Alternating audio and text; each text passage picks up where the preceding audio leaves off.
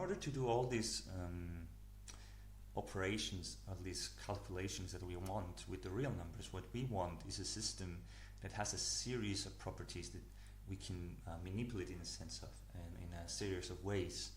And in math, what we call a system like that is a field. Okay, so a field. Okay, here field. Okay, this is an algebraic structure, so you don't need to know about this algebraic structure. So you're not going to be mathematicians, so you don't need to really pay attention to this. But just so you know, okay, this is what this is called in math, algebraic structure. So a field is a set of elements. Okay, so you know, a set of different elements, in this case numbers, that will have two different operations. Okay, the sum, okay, and the multiplication. Okay, and in order for the field to work as we want, or these two operations to work, we need to define some properties for them. Okay, and so the way we do this is we define the field, this structure, as in this way. So for all x, y, and z elements of the field, okay, the following properties hold. So first are the properties of the sum, and we call them addition. Okay, sum, addition, sum. The actions. So what is an action? So an action is kind of you could call it a hypothesis in a sense, or an assumption. Okay, so it's kind of assumption. So in math, when we're defining a system, we need to set up some actions such that we know how to deal with the system. Okay, so this is kind of the basic way we do things in math. Okay, so these things, these four axioms, are properties of a field that we kind of force into it, or we set up, and we don't need to prove anything in order to you know, arrive at them. Okay, we assume these things are true from the beginning. Okay, so you could think, you know, these properties are kind of obvious. Okay, for instance, so the first property of the sum is that it's commutative. Okay, so x plus y, it's equal to y plus x. Okay, and you can say, oh yeah, well, you know, that's obvious. Okay, always the sum has to be commutative. But this is not true in general. I mean, so you could always define another operation, call it sum, without this property. Okay, and actually that's one whole area of math, is to deal with some operations that do not have this property. Okay, so let me think how to say this. So the thing is, these properties will feel very obvious to you, and I mean, you know, when I started studying math as well, they felt very obvious to me. But the thing is, they're obvious because that's the way we deal with you know, real numbers normally.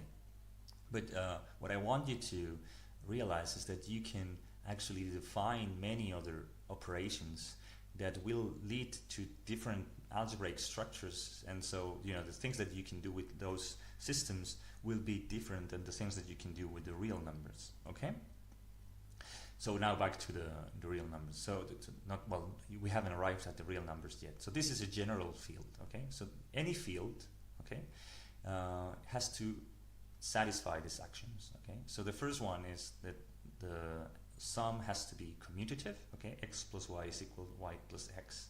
It has to be associative, which means that x plus and then parentheses y plus z is equal to parentheses x plus y plus z. Okay, again, this kind of seems obvious, but it's not. Unless you define it to be true, you could define a different sum operations without this property. Okay.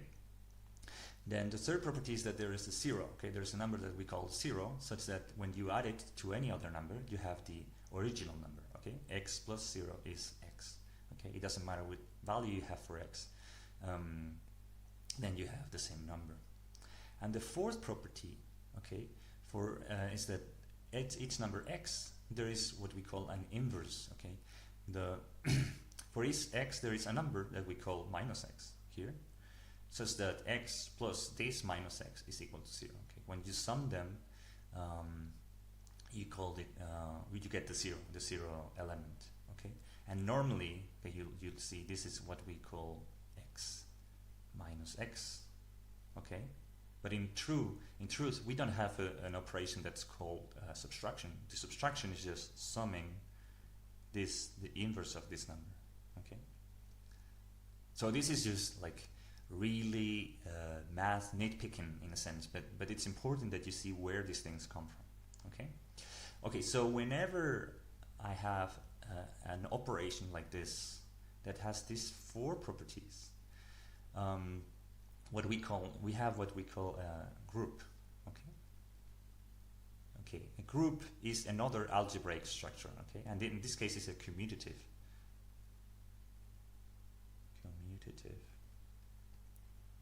group. And as I was telling you before, there's a whole area of math that deals with groups that are non-commutative. Okay, so yeah, don't worry too much about that. But so groups are the numbers that the system of elements that fulfill these properties. Okay, so now the multiplication axioms are kind of the same. First, this multiplication has to be commutative. X times y is the same as y times x. Then x times y times z is equal to x times y and then times z. So this is associative. And then you have this unity. There's a number 1 such that x times 1 is equal to 1. And then you have the inverse again. So for x that's different from 0, there is a number that we call x to the minus 1, or we can also call it 1 over x, such that x times the inverse is equal to 1. Okay, or you could write it x divided by x. Okay, this is what we call division. Okay, so this is the reciprocal in terms of multiplication.